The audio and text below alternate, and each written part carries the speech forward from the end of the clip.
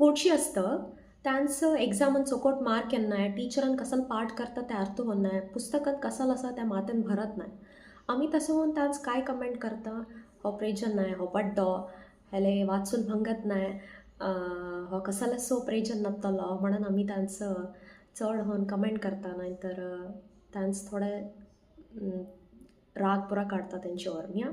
but आज मी एक ब्रेनाचे capability सांगता हर एक पर्सनाचे हर एक ह्युमन बिईंगाचे ब्रेनाचे केपेबिलिटीज डिफरंट असतात त्यांचे लर्निंग केपेबिलिटीज डिफरंट असतात सो एकू जण असं बस टीचरान केल्ले पाठ सांगल्ले पाठ अर्थ नंतर करतात तो एग्जामान चोकोट मार्क काढता एकलेस जस्ट बुक्स वाचून गेल तर पेरता चोकोट मार्क काढता बट केलाव पोटशी तुम्ही सांगाल असं ते एव्हरेज मार्क होल्डर्स और बिलो एव्हरेज मार्क होल्डर्स ते बड्डे म्हणून नाही त्यांचे ब्रेनाचे कॅपॅसिटी डिफरंट असता सो ही पोटशी पुरा त्यांचं पाठ वाचून नंतर टीचराच्या ऐकून त्यांचं एग्जाम बरेल होणार त्यांनी केदो ते एक्सपेरिमेंट करून बघता हां तेदो त्यांच्या लर्निंग कॅपेबिलिटी चड असता फॉर एग्जाम्पल एकल्यास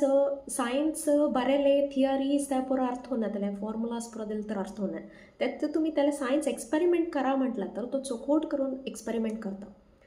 ह्या पोर्शनचा मग कायनेस्थेटिक पर्सनॅलिटीज चिल्ड्रन म्हणून सांगतं हे पोटशी पुरा कायनेस्थेटिक पर्सनॅलिटीचे चड होऊन एक्सपिरियन्स करून त्या वर्क केल्यापर्यंत तर त्यांचं त्याचे कॉन्सेप्ट अर्थ होता हे चड होऊन स्पोर्ट्सन चोकोट ॲक्टिव्ह असतं डान्स म्युझिकन चोकोट ॲक्टिव्ह असतं स्विमर्स होऊन चोकोट असतं मागे चड होऊन प्रॅक्टिकल चीजे खंय करूनची असता हां त्यान पुरं ते हुशार असतं सो ही पोटशी बड्डे नाही ह्यांची लर्निंग कॅपाबिलिटी डिफरंट असा सो आम्ही कितल्या त्यांचं तसं एक्सपोजर देनता हां म्हटलं तर केदो त्यांनी एक्सपेरिमेंट करून लर्न करूनचे की एटमॉस्फियर नाहीतर एनविरोनमेंट देता हां हे पोटशिवो फुडें येतं सो आजच्या कालान कोण बड्डे कोण नाही पुरो जण हुशार असं